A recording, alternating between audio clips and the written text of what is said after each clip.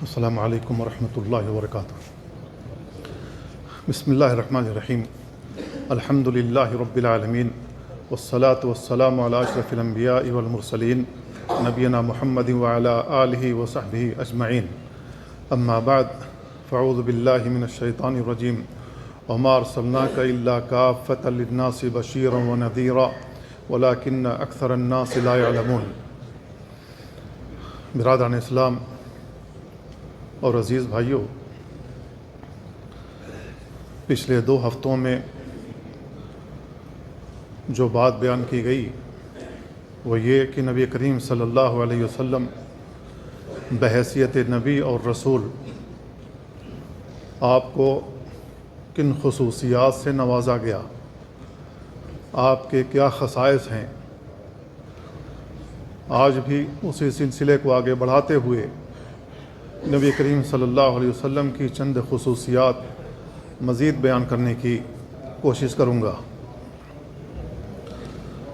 اللہ کے نبی صلی اللہ علیہ وسلم کی ایک خصوصیت یہ بھی ہے کہ اللہ کے نبی صلی اللہ علیہ وسلم سے پہلے جتنے بھی انبیاء کرام گزرے ہیں، جتنے بھی رسول گزرے ہیں،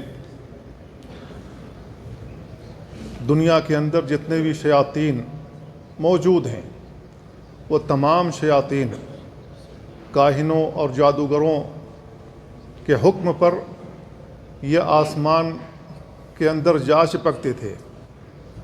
والسماء ذات البروج، اللہ تعالیٰ نے کہا کہ آسمان برجوں والا ہے، تو یہ شیاطین ایک پر ایک ہو کر کے یہ برجوں میں جا کر کے چھپے بیٹھے رہتے تھے۔ اللہ رب العالمین فرشتوں کو جب کسی بات کا حکم دیتا تو فرشتے اللہ کی تسبیح بیان کرنے لگتے، اور فرشتے جبریل سے پوچھتے کہ اللہ رب العالمین نے کیا کہا ہے، تو جبریل علیہ السلام کہتے کہ اللہ رب العالمین نے جو کہا حق کہا ہے۔ تو فرشتوں پر جو اللہ رب العالمین وحی فرماتا تھا، انہیں جو حکم دیتا تھا، یہ شیاطین ان برجوں میں بیٹھے ہوئے ان فرشتوں کی باتوں کو سن لیتے تھے، اور آسمان کی سنی ہوئی باتیں آ کر کاہنوں کو بتاتے تھے۔ کاہن اس میں 100 جھوٹ ملاتا تھا اور لوگوں میں وہ بات پھیلا دیتا۔ جب وہ ایک بات حق ہو جاتی تو اس کے جو حواری ہوتے تھے وہ کہتے تھے دیکھو فلاں بات تو انہوں نے کہی تھی، وہ حق ہو گئی، وہ درست ہو گئی، وہ ویسے ہی واقع ہوئی جیسے اس نے بھوشواڑی کی تھی، جس طریقے سے اس نے پیشین گوئی کی تھی وہ ویسے ہی ہو گئی۔ تو لوگ سمجھتے کہ یہ بابا جو ہے بڑا پہنچا ہوا ہے، یہ کاہن صاحب جو ہے، یہ جادوگر جو ہے، یہ بڑے پہنچے ہوئے ہیں۔ تو لوگ ان کا اعتبار کرتے تھے، ان پر یقین رکھتے تھے، اور اپنی کھوئی ہوئی باتوں کو جاننے کے لیے، اپنی کھوئی ہوئی چیزوں کو جاننے کے لیے وہ انہی لوگوں سے رجوع کرتے تھے۔ میری بھینس گم ہو گئی ہے، میرا بیل گم ہو گیا ہے، میرا پیسہ چوری ہو گیا ہے، میرے پیچھے کون پڑا ہوا، انہی سے جا کر پوچھتے تھے۔ اور آج بھی یہ سلسلہ کہیں نہ کہیں جاری و ساری ہے۔ لوگ ایسے ہی لوگوں کے پاس جاتے ہیں اور جا کر کے کوئی اپنی ہتھیلی پڑوا رہا ہوتا ہے، کوئی کچھ کروا رہا ہوتا ہے اور ان سے پوچھ رہا ہوتا ہے، اور جو کچھ یہ لوگ بتا دیتے ان پر یقین رکھتے، اس پر ایمان رکھتے تھے۔ آج بھی لوگ سمجھتے ہیں کہ درست کہہ رہا ہے۔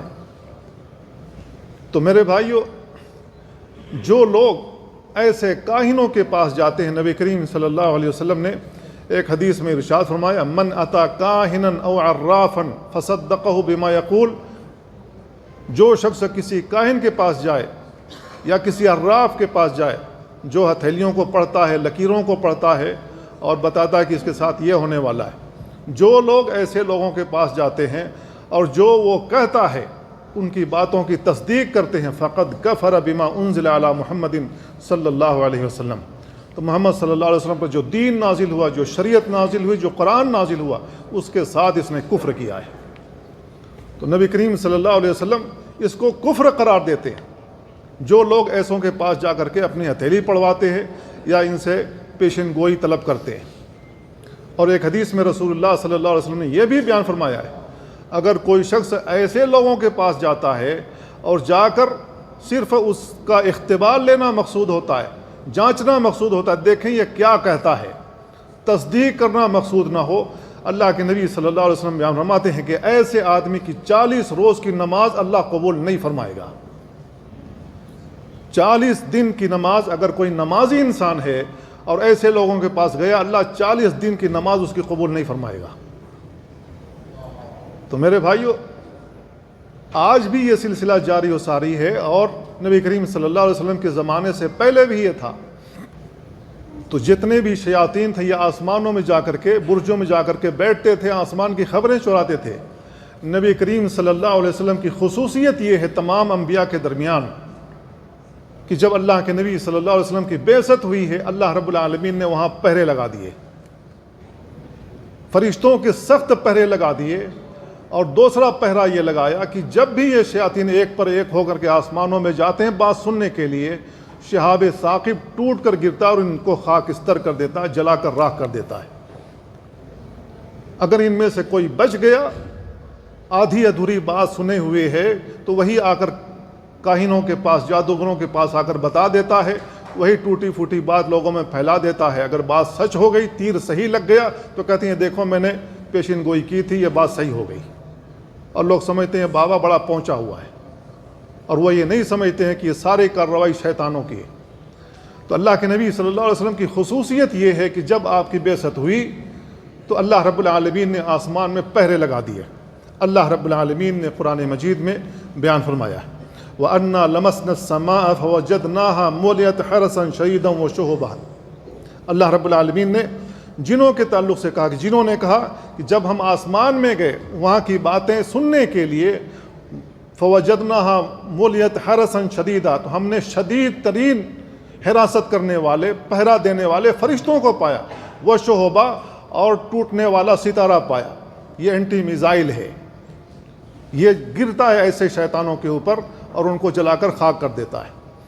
وَأَنَّا كُنَّا نَقْعُدُ مِنْهَا مَقَاعِدَ لِلسَّمْعِ، ہم پہلے سننے کے لیے وہاں جا کر برجوں میں بیٹھا کرتے تھے۔ فَمَن يَسْتَمِعِ الْآنَ يَجِدْ لَهُ شِهَابًا رَصَدًا، اب جو شخص، جو بھی شیطان وہاں جا کر سننے کی کوشش کرے گا، شہاب ثاقب اس کا پیچھا کرے گا اور اس کو جلا کر راکھ کر دے گا۔ یہ اللہ رب العالمین نے سورہ جن میں بیان فرمایا ہے۔ تو نبی کریم صلی اللہ علیہ وسلم کی یہ خصوصیت ہے، آپ سے پہلے کسی نبی کو، کسی رسول کو یہ چیز حاصل نہیں تھی۔ دوسری خصوصیت نبی کریم صلی اللہ علیہ وسلم کی یہ ہے کہ اللہ رب العالمین نے آپ کی حیات کی قسم کھائی ہے، آپ کی زندگی کی قسم کھائی ہے۔ اللہ رب العالمین اپنی مخلوقات میں سے جس کی چاہے قسم کھا سکتا ہے۔ اگر اللہ رب العالمین اپنی مخلوقات میں سے کسی کی قسم کھاتا ہے تو وہ اس کی اہمیت کو اجاگر کرنا چاہتا ہے، اس کی اہمیت بیان کرنا چاہتا ہے۔ اللہ رب العالمین نے اپنے نبی کی حیات کی قسم کھائی۔ اللہ رب العالمین نے کہا لَعَمْرُكَ إِنَّهُمْ لَفِي سَكْرَتِهِمْ يَعْمَهُونَ، آپ کے عمر کی قسم، لَعَمْرُكَ، اے نبی آپ کے عمر کی قسم، إِنَّهُمْ لَفِي سَكْرَتِهِمْ يَعْمَهُونَ، یہ لوگ بس بدمستی میں سرگرداں ہیں، یہ لوگ اپنی بدمستی میں سرگرداں ہیں، گھوم رہے ہیں، پھر رہے ہیں۔ تو اللہ کے نبی صلی اللہ علیہ وسلم کی حیات کی قسم کھائی۔ امام ابن کثیر رحمہ اللہ اپنی تفسیر میں بیان کرتے ہیں اقسم اللہ تعالی بحیات نبیہ صلوات اللہ وسلامہ علیہ وفی ھذا تشریف عظیم ومقام رفیع وجاہ عریض۔ امام ابن کثیر رحمہ اللہ بیان فرماتے ہیں کہ نبی کریم صلی اللہ علیہ وسلم کے حیات کی اللہ رب العالمین نے قسم کھائی ہے۔ اس کے اندر نبی کریم صلی اللہ علیہ وسلم کا مقام اور مرتبہ ظاہر ہوتا ہے، اور آپ کی جاہ و منزلت اللہ رب العالمین کے نزدیک کیا ہے وہ بھی واضح ہوتی ہے۔ امام العز بن عبد السلام رحمہ اللہ کہتے ہیں کہ نبی کریم صلی اللہ علیہ وسلم کے حیات کی جو قسم کھائی ہے، اللہ رب العالمین نے اپنے انبیاء میں سے کسی نبی کی حیات کی قسم نہیں کھائی ہے۔ نبی کریم صلی اللہ علیہ وسلم کی یہ خصوصیت ہے۔ ایک اور خصوصیت اللہ کے نبی صلی اللہ علیہ وسلم کی یہ ہے کہ اللہ رب العالمین نے جتنے بھی انبیاء گزرے ہیں، ان انبیاء کو کبھی کہا گیا کہ اس کا ذہن خراب ہو گیا ہے، کبھی کسی نبی کو کہا گیا وہ پاگل ہو گیا ہے، مجنون ہو گیا ہے۔ اس قسم کے اتہامات بہت سارے انبیاء پر لگائے گئے۔ اللہ کے نبی صلی اللہ علیہ وسلم کے اوپر بھی یہ اتہام لگایا گیا، مشرکین نے لگایا۔ تو اللہ کے نبی صلی اللہ علیہ وسلم کی ان انبیاء کے درمیان خصوصیت یہ ہے کہ یہ جو اتہامات نبیوں کے اوپر لگائے گئے تو اللہ رب العالمین نے نبیوں کو کہا کہ آپ خود اپنا جواب دیں، لیکن نبی کریم صلی اللہ علیہ وسلم کی جانب سے اللہ رب العالمین نے جواب دیا۔ یہ آپ کی خصوصیت ہے۔ اللہ رب العالمین نے نوح علیہ السلام کے بارے میں بیان فرمایا کہ ان کی قوم نے ان سے کہا انا لنراک فی ضلال مبین، اے نوح ہم آپ کو کھلی ہوئی گمراہی میں دیکھ رہے ہیں، آپ راہ راست سے بھٹک گئے ہیں، باپ دادا کا جو دین تھا اس سے آپ ادھر ادھر چلے گئے، کھلی ہوئی گمراہی میں ہیں۔ تو نوح علیہ السلام نے اپنا دفاع کرتے ہوئے ان کا جواب دیا یا قوم لیس بی ضلالہ، اے میری قوم کے لوگوں مجھے ضلالت نہیں پہنچی ہے، میں گمراہ نہیں ہوا ہوں، میں راہ راست سے نہیں بھٹکا ہوا ہوں۔ تو نوح علیہ السلام نے اپنا جواب خود دیا۔ ہود علیہ السلام کی قوم نے ہود علیہ السلام کے تعلق سے کہا انا لنراک فی صفاح، اے ہود ہم آپ کو دیکھ رہے ہیں کہ آپ کم عقل ہو گئے، آپ کے اندر بیوقوفی نام کی چیز آ گئی ہے، آپ بیوقوف ہو چکے ہیں، آپ سیدھی بات نہیں سمجھتے، سیدھی بات نہیں کرتے، آپ بہکی سی باتیں کر رہے ہیں۔ انا لنراک فی صفاح۔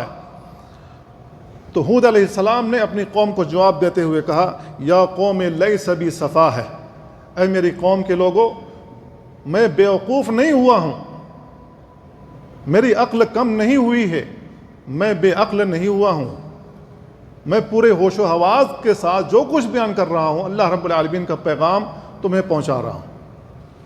نبی کریم صلی اللہ علیہ وسلم کی باری آئی، نبی کریم صلی اللہ علیہ وسلم کو کہا گیا آپ مجنون ہیں، پاگل ہیں، آپ گمراہ ہو گئے ہیں، باپ دادا کے دین سے پھر گئے ہیں۔ کسی شاعر کا قول ہے قرآن کے بارے میں انہوں نے کہا، تو اللہ رب العالمین نے ان کا جواب دیا فذکر فما انت بنعمت ربک بکاہن ولا مجنون، آپ نصیحت کیجئے، آپ اپنے رب کی نعمت سے کاہن نہیں ہیں، جادوگر نہیں ہیں، ولا مجنون اور نہ ہی پاگل ہیں نہ مجنون ہیں۔ وہ لوگ آپ کو شاعر کہتے ہیں تو آپ شاعر بھی نہیں ہیں، قرآن مجید کو وہ شاعروں کا کلام کہتے ہیں تو اللہ رب العالمین نے کہا ولا بقول کاہن قلیلا ما تذکرون ولا بقول شاعر قلیلا ما تؤمنون، یہ کسی کاہن کا بھی قول نہیں، کسی شاعر کا بھی قول نہیں ہے۔ تو اللہ رب العالمین نے ہر جگہ نبی کریم صلی اللہ علیہ وسلم کی جانب سے تردید کی۔ نبی کریم صلی اللہ علیہ وسلم کی خصوصیات میں سے یہ ہے کہ اللہ رب العالمین نے قرآن مجید میں جہاں کہیں بہت سارے انبیاء کا ذکر کیا ہے، ان کا نام لیا ہے، تو سب سے پہلے اللہ کے نبی صلی اللہ علیہ وسلم کو مخاطب کیا۔ آپ کا مقام اور مرتبہ اتنا بلند ہے کہ ان انبیاء کے بعد ان انبیاء کا تذکرہ ایک کے بعد ایک کیا ہے، ان انبیاء کا نام ایک کے بعد ایک لیا ہے، لیکن ان سے پہلے نبی کریم صلی اللہ علیہ وسلم کو خطاب کیا گیا ہے۔ اللہ رب العالمین نے کہا انا اوحینا الیک، اے نبی ہم نے آپ کی جانب وحی کی، کما اوحینا الی نوح، جیسا کہ ہم نے نوح کی طرف وحی کی، والنبیین من بعدہ، اور ان کے بعد جتنے بھی انبیاء ان کی جانب بھی وحی کی، واوحینا الی ابراہیم واسماعیل واسحاق ویعقوب والاسباط وعیسیٰ وایوب ویونس وہارون وسلیمان وآتینا داؤد زبورا، اتنے انبیاء کا نام لیا۔ ورسلا قد قصصناہم علیک من قبل، آپ سے پہلے بہت سارے رسول آئے ہیں جن کا ذکر ہم نے کیا، جن کے قصے ہم نے بیان کیے ہیں۔ ورسلا لم نقصصہم علیک، اور کچھ ایسے رسول ہیں جن کا واقعہ، جن کا قصہ ہم نے نہیں بیان کیا۔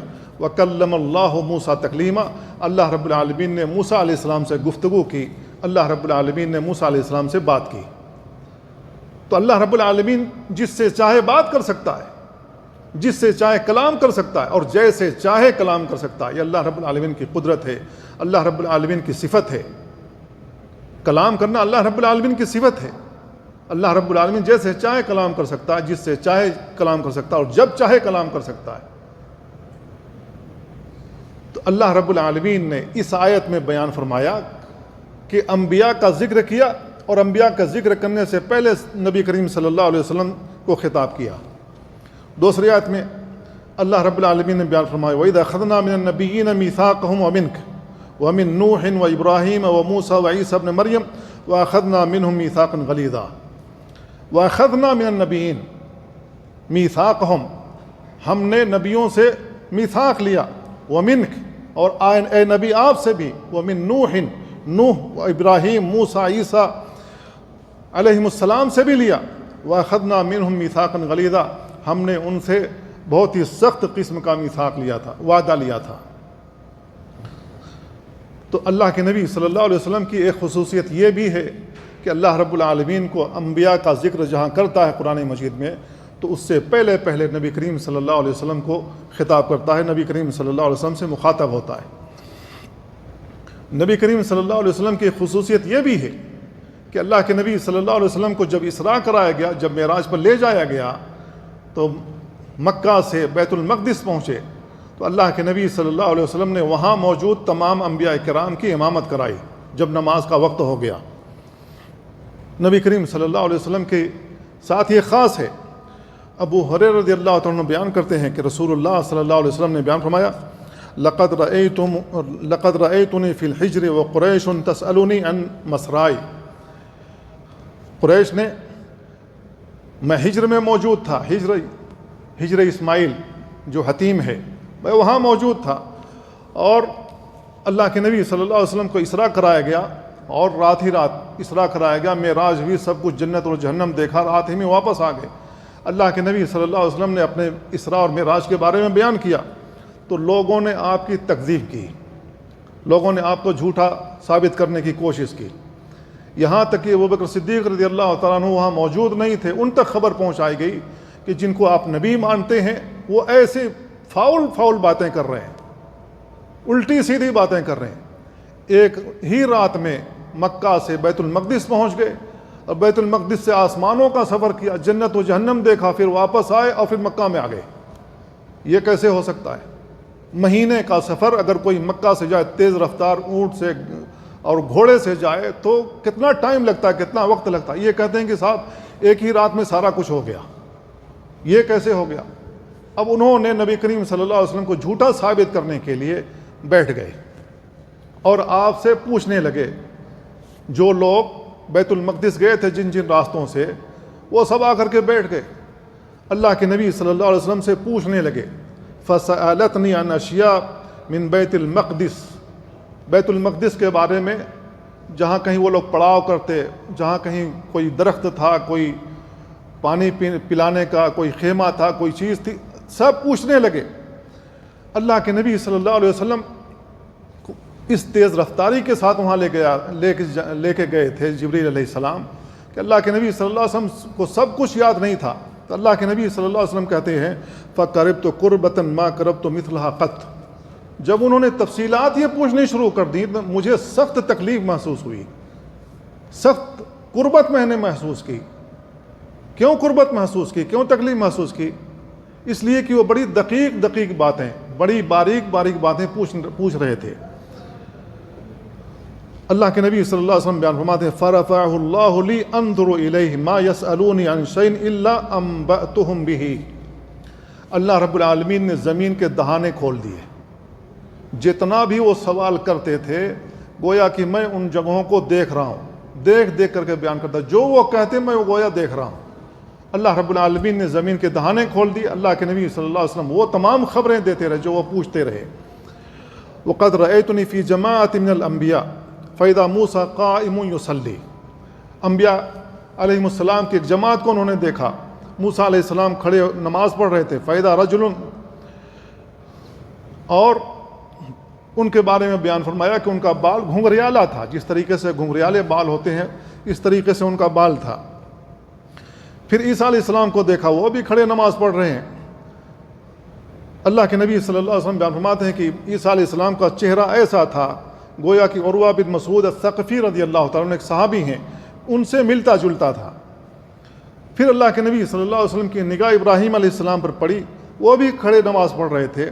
اللہ کے نبی صلی اللہ علیہ وسلم بیان فرماتے اشبہ الناس بہ صاحبکم، یعنی نفسہ، اللہ کے نبی صلی اللہ علیہ وسلم بیان فرماتے ہیں کہ یہ میرے حلیے سے زیادہ قریب تھے، میں ان کے بالکل مشابہ لگ رہا تھا۔ فحانت الصلاۃ فاممتہم، اسی اثناء میں نماز کا وقت ہو گیا تو میں نے ان سب کی امامت کی۔ فلما فرغت من الصلاۃ، جب میں نماز سے فارغ ہوا، قال قائل یا محمد، تو ایک کہنے والے نے کہا اے محمد، ھذا مالک صاحب النار، یہ جہنم کا داروغہ ہے، فسلم علیہ، اس کو سلام کیجئے۔ فالتفت الیہ فبدأنی بالسلام، جب میں اس کی طرف مڑا اس کو دیکھنے کے لیے، اس سے سلام کرنے کے لیے، تو میرے سلام کرنے سے پہلے اسی نے مجھے سلام کر لیا۔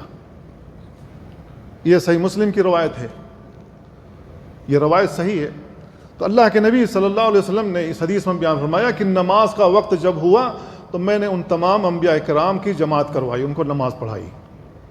اللہ کے نبی صلی اللہ علیہ وسلم کو یہ خصوصیت حاصل ہے، یہ خصوصیت کسی بھی نبی کو حاصل نہیں ہوئی۔ یہ معجزہ اللہ رب العالمین نے کسی کو عطا نہیں کیا۔ نبی کریم صلی اللہ علیہ وسلم کی خصوصیت ایک معجزہ یہ بھی ہے کہ مشرکین نے نبی کریم صلی اللہ علیہ وسلم سے مطالبہ کیا کہ اگر آپ یہ جو چاند نظر آ رہا ہے اس کو 2 ٹکڑے کر دیں تو ہم آپ کو نبی اور رسول مان لیں گے، آپ پر ایمان لائیں گے۔ نبی کریم صلی اللہ علیہ وسلم نے آسمان کی جانب اپنی شہادت والی انگلی کی اور یہ 2 ٹکڑے ہو گیا۔ جب 2 ٹکڑے ہو گیا اور صاف نظر آ رہا تھا یہ 2 ٹکڑے ہے، تو مشرکین نے کہنا شروع کر دیا یہ اتنا بڑا جادوگر ہے کہ اس کا جادو آسمان میں بھی چلتا ہے۔ جبکہ کوئی جادو کرتا ہے تو اسی کے آس پاس میں جتنا اس کا رینج ہے اسی رینج میں اس کا جادو کام کرتا ہے، اس سے زیادہ رینج میں وہ جادو کام نہیں کرتا ہے۔ اب یہ اتنا بڑا جادوگر ہے کہ اس کا جادو آسمان میں بھی چل رہا ہے۔ انہوں نے کہا کہ یہ جادوگر ہے، نبی کریم صلی اللہ علیہ وسلم پر اتہام لگایا۔ تو اللہ کے نبی صلی اللہ علیہ وسلم جادوگر نہیں تھے، آپ کے جادو کو کمال نہیں تھا، بلکہ یہ ایک معجزہ تھا جسے اللہ رب العالمین نے آپ کو عطا کیا تھا۔ شق القمر کا یہ جو واقعہ ہوا، اللہ رب العالمین نے کہا وقت اقتربت الساعۃ وانشق القمر، قیامت قریب آ گئی، چاند 2 ٹکڑے ہو گیا۔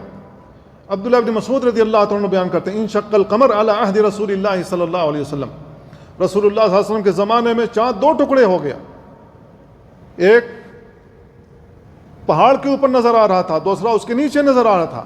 رسول اللہ صلی اللہ علیہ وسلم نے کہا کہ تم گواہ رہنا، دیکھو چاند 2 ٹکڑے ہو گیا، جو تم نے طلب کیا تھا وہ میں نے دکھا دیا۔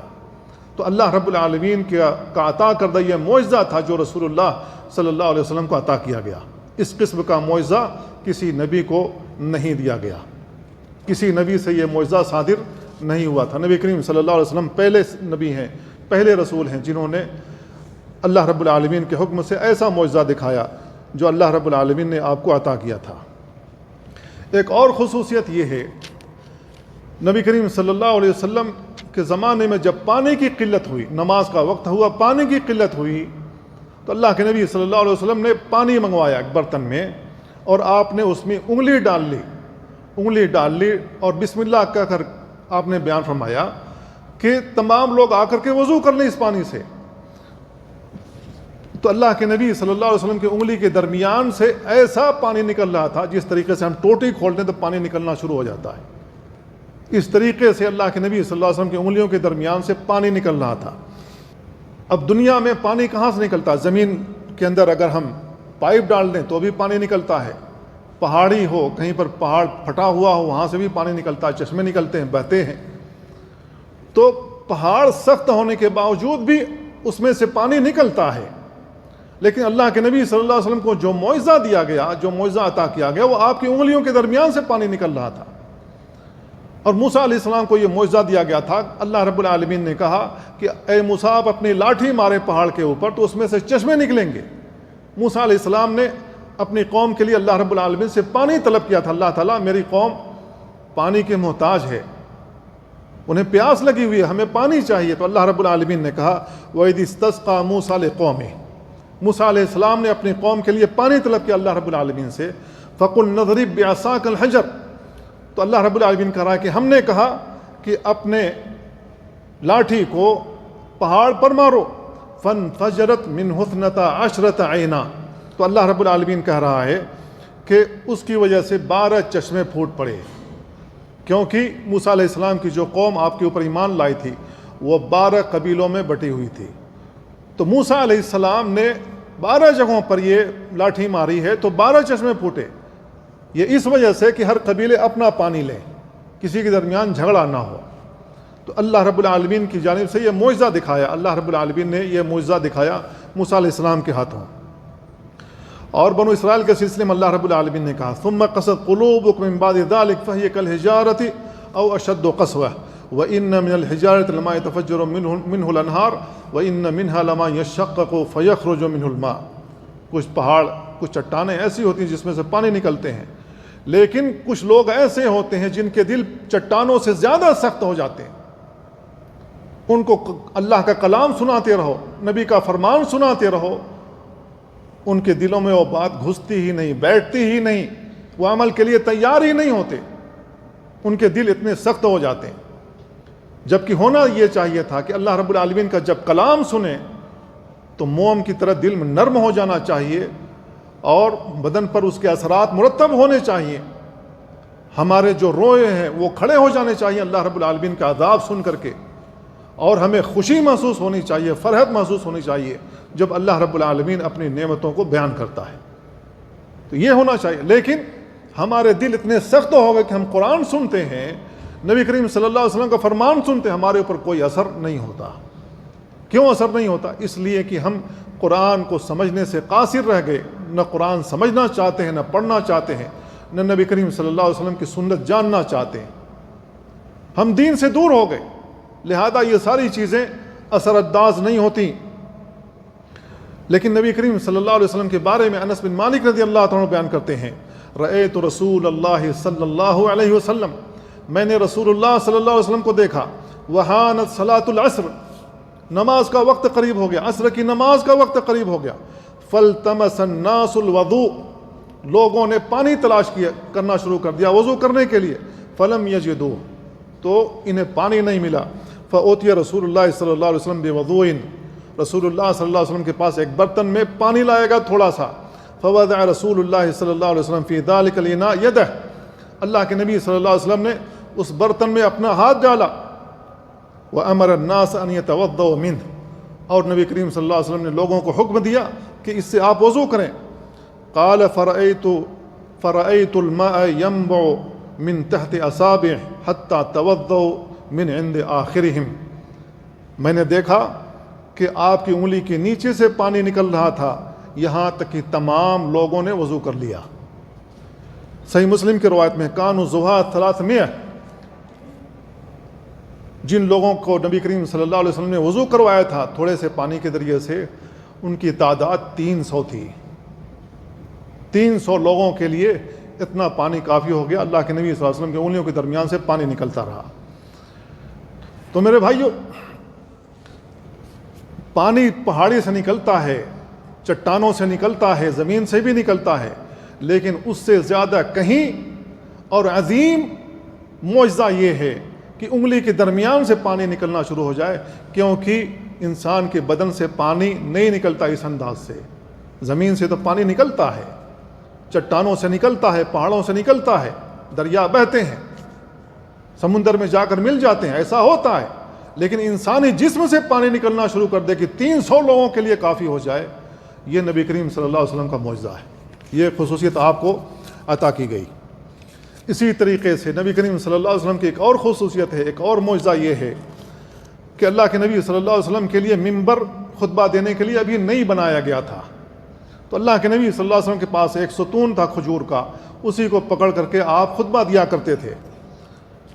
تو جب آپ کے لیے ممبر بنایا گیا 3 سیڑھیوں والا, تو آپ اس پر کھڑے ہو کر خطبہ دینے لگے, اور یہ جو ستون پکڑ کر آپ خطبہ دیتے تھے اس لاٹھی کو رکھ دیا, دیوار سے لگا کر کے رکھ دیا, تو وہ بلک بلک کر رونے لگا. ایک لکڑی ہے جو سوکھ گئی ہے, وہ بلک بلک کر رو رہی ہے. نبی کریم صلی اللہ علیہ وسلم نے دیکھا خطبہ دیتے ہوئے کہ وہ بلک بلک کر کے رو رہی ہے. نبی کریم صلی اللہ علیہ وسلم اپنے ممبر سے نیچے اترے اور جا کر کے اس کے اوپر اپنا ہاتھ سہلانے لگے, تو وہ خاموش ہو گیا, اس نے رونا بند کر دیا. یہ کتنا عظیم معجزہ ہے, ایک سوکھی ہوئی لکڑی رونے لگی. عبداللہ بن عمر رضی اللہ عنہ بیان کرتے ہیں کان النبی صلی اللہ علیہ وسلم یخطب الی جذع, نبی کریم صلی اللہ علیہ وسلم ایک کھجور کا تنا پکڑ کر کے خطبہ دیتے تھے. فلما اتخذ المنبر تحول الیہ، جب لوگوں نے آپ کے لیے ممبر بنا دیا تو آپ اس پر کھڑے ہونے لگے. فحن الجذع، تو یہ جو لکڑی تھی جس کو پکڑ کر آپ خطبہ دیتے تھے تو یہ بلک بلک کر کے رونے لگی. فاتاہ، نبی کریم صلی اللہ علیہ وسلم وہاں سے اترے اور اس کے پاس آئے. فمسح یدہ علیہ، اللہ کے نبی صلی اللہ علیہ وسلم اپنے ہاتھ سے اس کو سہلانے لگے، وہ خاموش ہو گیا. یہ صحیح بخاری کے الفاظ ہیں. امام العز بن عبد السلام رحمہ اللہ کہتے ہیں وَلَمْ يَثْبُتْ لِوَاحِدٍ مِنَ الْأَنْبِيَاءِ مِثْلَ ذَلِكَ، یہ جو رسول اللہ صلی اللہ علیہ وسلم کو معجزہ دیا گیا کہ یہ لکڑی بلک بلک کر رو رہی تھی، اس قسم کا معجزہ کسی اور نبی کو نہیں عطا کیا گیا. اس قسم کا معجزہ کسی اور نبی سے صادر نہیں ہوا. یہ اللہ کے نبی صلی اللہ علیہ وسلم کی خصوصیت ہے. ایک اور معجزہ جو نبی کریم صلی اللہ علیہ وسلم سے صادر ہوا، ایک اور خصوصیت جو رسول اللہ صلی اللہ علیہ وسلم کی ہے وہ یہ ہے کہ ابھی آپ کی بعثت نہیں ہوئی تھی، ابھی آپ نبی اور رسول نہیں بنائے گئے تھے. مکہ میں ایک پتھر تھا، جب آپ وہاں سے گزرتے تھے تو وہ پتھر آپ کو سلام کرتا تھا. یہ آپ کی خصوصیت ہے. جابر بن سمرہ رضی اللہ تعالیٰ عنہ کہتے ہیں رسول اللہ صلی اللہ علیہ وسلم نے بیان فرمایا انی لعارف حجرا بمکہ، میں اس پتھر کو جانتا ہوں جو مکہ میں ہے. کان یسلم علی قبل ان ابعث، میری بعثت سے پہلے وہ مجھے سلام کیا کرتا تھا. انی لعارفہ، اب میں اس کو پہچانتا ہوں کہ کون سا پتھر ہے. نبی کریم صلی اللہ علیہ وسلم نبی اور رسول بنائے گئے، اللہ کے نبی صلی اللہ علیہ وسلم نے بیان فرمایا کہ میں اس پتھر کو جانتا ہوں جو میری بعثت سے پہلے، مجھے نبی اور رسول بنائے جانے سے پہلے وہ مجھے سلام کیا کرتا تھا، میں اس کو پہچانتا ہوں. تو میرے بھائیو، نبی کریم صلی اللہ علیہ وسلم کی خصوصیات بہت زیادہ ہیں، بہت زیادہ ہیں. آپ کے معجزات مختلف النوع ہیں، مختلف قسم کے ہیں. ان سب کو اگر ہم دیکھیں، پڑھیں اور سمجھیں تو ہمیں اندازہ ہوتا ہے کہ رسول اللہ صلی اللہ علیہ وسلم کو جو نبی اور رسول بنایا گیا تو وہ یوں ہی نہیں بنایا گیا. آپ کا مقام بہت اونچا ہے، آپ کا مرتبہ بہت اونچا ہے. اللہ کے نبی صلی اللہ علیہ وسلم کی جاہ و منزلت بہت زیادہ ہے اللہ رب العالمین کے نزدیک. اسی وجہ سے اللہ رب العالمین نے تمام لوگوں کو دیکھا ہوگا اور نبی کریم صلی اللہ علیہ وسلم کا دل پایا ہوگا اللہ رب العالمین نے کہ یہ آخری نبی بننے کے لیے، آخری رسول بننے کے لیے یہی موضوع ہیں. اللہ رب العالمین نے آپ کا انتخاب کیا. نبوت اور رسالت اللہ رب العالمین کا انتخاب ہے. یہ کوئی دعویٰ نہیں کرتا کہ مجھے نبی اور رسول بنایا گیا ہے. نبی کریم صلی اللہ علیہ وسلم کے بعد جن جن لوگوں نے نبوت اور رسالت کا دعویٰ کیا ہے وہ دعوے دار ہیں، جھوٹے ہیں، مکار ہیں. اور آج بھی کوئی نہ کوئی دعوے دار اٹھ جاتا ہے. کبھی کوئی مکہ میں جا کر کے حتیم پر کھڑا ہو کر کے دعویٰ کرنے لگتا ہے. کبھی انڈیا میں، کبھی پاکستان میں کوئی عورت ہوتی ہے، وہ بدبختی پر اتر آتی ہے، کہتی مجھے نبی بنایا گیا. اس خاتون کو یہ بھی نہیں پتہ ہوتا ہے کہ اللہ رب العالمین نے کسی عورت کو نبی اور رسول نہیں بنایا ہے. اللہ رب العالمین نے نبوت اور رسالت کے لیے انتخاب کیا تو مردوں کو کیا ہے. تو ایسی بدبخت عورتیں بھی ہیں جنہوں نے نبوت اور رسالت کا دعویٰ کیا ہے. تو میرے بھائیو، جو لوگ نبی اور رسول ہونے کا دعویٰ کرتے ہیں نبی کریم صلی اللہ علیہ وسلم کے بعد تو وہ لوگ کافر ہیں اگر وہ مسلمان اپنے آپ کو گردانتے ہیں. ایسے لوگ مسلمان نہیں ہو سکتے. نبی اور رسول ہونا تو بہت دور کی بات ہے. ایسے لوگوں کو مسلمان ہی نہیں ماننا چاہیے اور ایسے لوگوں کا بائیکاٹ کرنا چاہیے یہاں تک کہ وہ توبہ کرے. بلکہ حکومتوں کو چاہیے کہ ایسے لوگوں کی سرزنش کرے، ایسے لوگوں کو سزا دیں، اتنی کڑی سزا دیں کہ اس قسم کا دعویٰ کرنے کے لیے بھول جائیں لوگ کہ میں نبی بھی ہوں، میں رسول بھی ہوں اور میں فلاں ہوں فلاں ہوں. یہ حکومتوں کا کام ہے. اور ہم انسانوں کو چاہیے، ہم عوام کو بھی چاہیے کہ ایسے لوگوں کا بائیکاٹ کریں، نہ یہ کہ ان کے پیچھے پیچھے چلنا شروع ہو جائیں اور یہاں تک کہ ان کی ایک جماعت بن جائے اور جماعت بن کر کے وہ لوگوں میں فتنوں کا سبب بنے.